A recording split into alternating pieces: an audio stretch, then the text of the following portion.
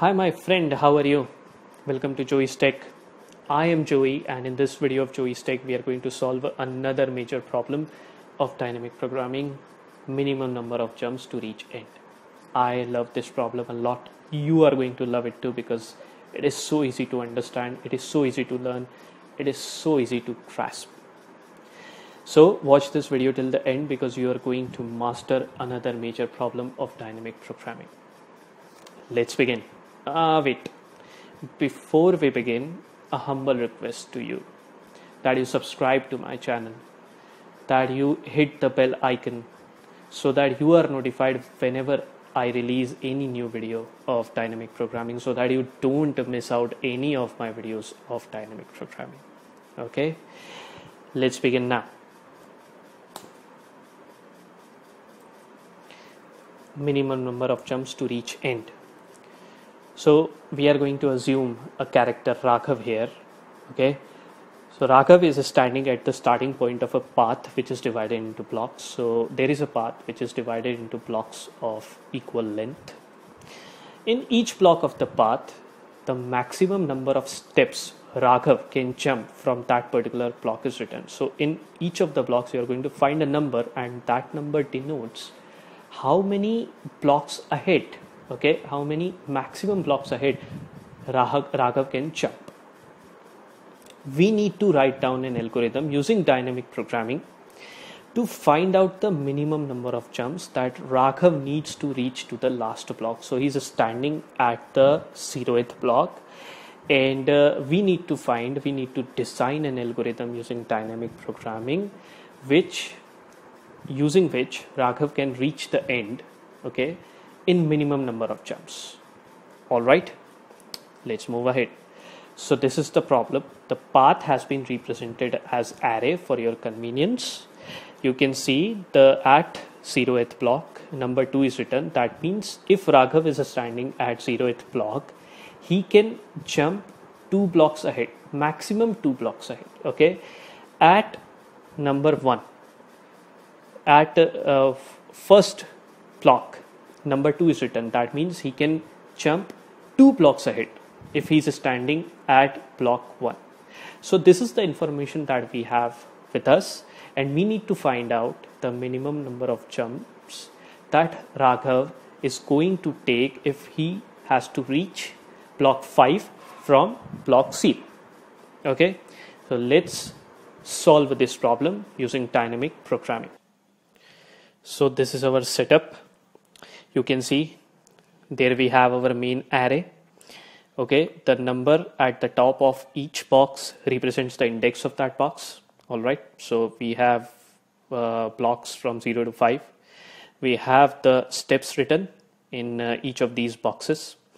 We are going to fill 2 arrays. One array is going to denote the jumps, and another array, the second array, is going to denote the positions. So using this array, we will find from which all positions he is going to jump and reach the last block. All right,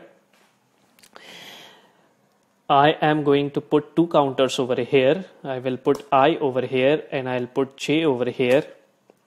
Once we start solving the problem, these counters will start making sense to you. So I will not explain it at this point of time.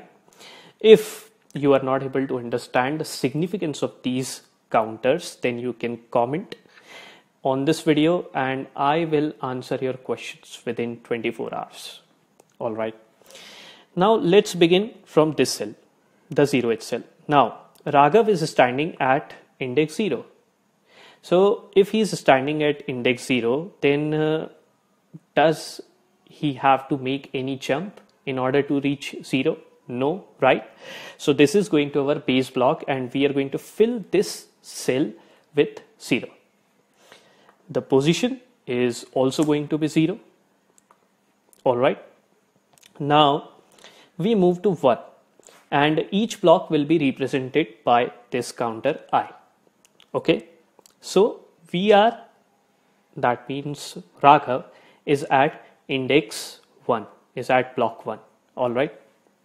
Now consider this as a subproblem because we are solving it using dynamic programming. Hence, we cannot forget about subproblems. So consider this as one of the subproblems in which there are only two blocks. One is the last block, and you need to find out how many jumps Raghav is going to take from 0 to reach the first block. Now, as you can see, first we are going to find out, can he reach from 0 to 1? So we are going to make use of this number to find this thing out. Yes, he can reach from 0 to 1. Why? Because from 0th position, okay, he can take 2 jumps. He can take maximum 2 jumps ahead. He can jump maximum 2 blocks ahead. So obviously he can reach 1.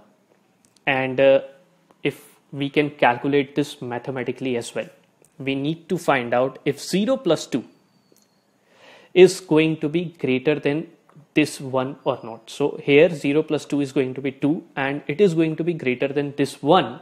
Hence our condition gets satisfied. Alright.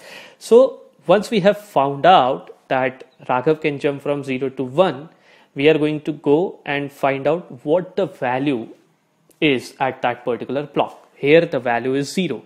He can make one jump. 1 plus 0, the value which we are going to store over here is going to be 1. And the position is going to be 0. That means he's jumping from block 0. Okay. You can logically think it as well. Alright. Now, we move the counter one step right. Okay. So here first we need to find out, can Raghav jump from 0 to 2? So 0 plus 2 is going to be equal to 2. So our condition gets satisfied, and logically you can also understand that Raghav can jump 2 blocks ahead from this particular block. Alright. So 2 falls within the range. Okay. So what we are going to do, we are going to look at this value 0, and he can make one jump from here to here, from here to here. So 1 plus 0, we are going to store 1 over here, and the position is going to be 0. Okay. Now the J moves one step right because we want the minimum number of jumps. Hence we will have to consider all the cases and consider this as again a subproblem and visualize it. So it will make more sense to you. Now, can Raghav jump from 1 to 2? Yes, he can jump from 1 to 2 because here the value is 8. He can jump 8 blocks ahead from here. Okay. So 1 added to 1, because 1 jump he can take. So 1 added to 1, you are going to get the value as 2. And we are talking about minimum number of jumps. Since 2 is greater than 1, hence we are going to ignore this 2 and going to accept 1 as the answer. The position is also going to remain 0. Let's reset our J counter. It goes back to position 0. And I moves one step to the right. Okay, all right. Now, can Raghav jump from 0 to 3? No, he cannot, because he can jump only 2 blocks from here. So 1 and 2, he cannot reach this 3. Also 0 plus 2 is less than 3. So J moves one step ahead from here. Alright. Can Raghav jump from 1 to 3? Yes, because he can jump 8 blocks ahead. So we are going to add 1 to this value, 1 for the jump and 1 which is already a value here, and we are going to get the minimum number of jumps for this subproblem as 2, and he is making the jump from 1, so we are going to put 1 over here in positions. J moves one step to the right, one cell to the right. Can Raghav make the jump from here to here? Yes, he can. 2 plus 1 is equal to 3. So we are going to add 1 to this value. We will get 2 is the answer. Since this 2 is not greater than this 2, hence we ignore this 2 and this 2 stays. J goes back to position 0. And we have another major subproblem now, which is this. I am highlighting the subproblems so that you construct this problem in your mind in the form of subproblems, okay? That is very important, and that is the most efficient way to master dynamic programming problems. Can Raghav reach from 0 to 4? Can Raghav jump from 0 to 4? He cannot, because he can jump only 2 blocks ahead. Okay, all right. So J is incremented by 1. Can Raghav jump to 4 from 1? He can, because the value here is 8. We add 1 to this value, we get the value as 2. Yes, he can jump from this position. Okay, if we get a better solution, we will update this value. Don't think that when I am updating this cell, it is once and for all. No, we can update. If we get a better position, we are going to update this value as well as this value. Now J moves 1 step ahead to here. All right, so from 2, can he make the jump to 4? He cannot, because he can only jump 1 block ahead if he's standing at block 2. All right, so this case gets omitted. J comes here. From 3, can he jump to 4? Yes, he can, because the value here is 6. 6 plus 3 is 9, much greater than 4. So we are going to add 1 to this value 2. We will get the solution here as 3. 3 is greater than 2. It's not less than 2. Hence 3 gets omitted. All right. And 1 stays, 2 stays here. J goes back to counter to index 0. I moves 1 step to the right, and we are at our last step. That means the final problem, and this is the bottom up approach, because we started from ground 0 and we have moved all the way up to block 4. I'm sorry, block with index 5. Now Raghav cannot jump from 0 to 5. Okay, so we will move 1 block from here. Can Raghav jump from 1 to 5? Yes, he can. And we will add 1 to this one. We get 2 as the answer. All right, he can jump from position 1. Okay, we move J 1 step to the right. Can he jump from 2 to 5? No, he cannot. Okay, so this case will be omitted. Now, can Raghav jump from 3 to 5? Yes, he can, because he can jump 6 blocks ahead if he's standing at block 3. So we'll add 1 to this value, 1 for the jump and 2 already present there. Okay, because this is the optimized solution, okay, of this subproblem. This is the optimized solution. Hence we are adding 1 jump to this value. Okay, if it hasn't made sense to you, that is why I'm explaining, because 2 is the solution of this subproblem. All right, and Raghav can take 1 jump from here. So 1 plus 2, we will get the value as 3. Since it is greater than 2, hence we will not consider it. All right, now J comes here at 4.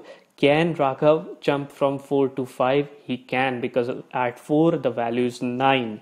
Mathematically speaking, 9 plus 4 is 13, much greater than 5. Logically speaking, Raghav can jump 9 blocks ahead if he is standing at 4. Okay, so he can make the jump. The value here is 2. We add 1 jump to it. We get the value as 3. But 3 is greater than 2. All right, we will not consider it. Okay, and 2 stays here, and that's it. Our counters have run. Okay, so the minimum number of jumps that we are going to get, okay, as a result of this problem of dynamic programming is 2. So when Raghav is standing at 0, he is required to take 2 jumps to reach to block with index 5.